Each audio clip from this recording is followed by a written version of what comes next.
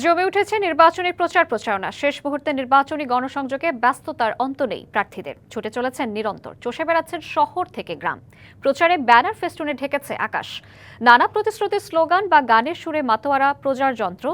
প্রার্থীরা যেমন ছুটছেন প্রতিটি ভোটারের সঙ্গে কুশল বিনিময়ে, তেমনি কর্মীরা লিফলেট নিয়ে যাচ্ছেন বাড়ি বাড়ি। অলিগলি ভরে গেছে প্রার্থীদের অস্থায়ী প্রচার অফিসে। ভোটাররাও মেলাচ্ছেন নানা সমীকরণ। সকাল থেকে ভোলা ১ আসনের বিএনপি জোটের প্রার্থী আন্দালিফ রহমান পার্থের পক্ষে বাড়ি বাড়ি গিয়ে ভোট চেয়েছেন দলটির নারী সদস্যরা। তুলে ধরেছেন উন্নয়ন পরিকল্পনা। অন্যদিকে সকাল থেকে এই আসনের ইসলামী আন্দোলন প্রার্থী মাওলানা ওবায়দুল রহমান হাটবাজার সড়কে ভোট প্রার্থনা করেন।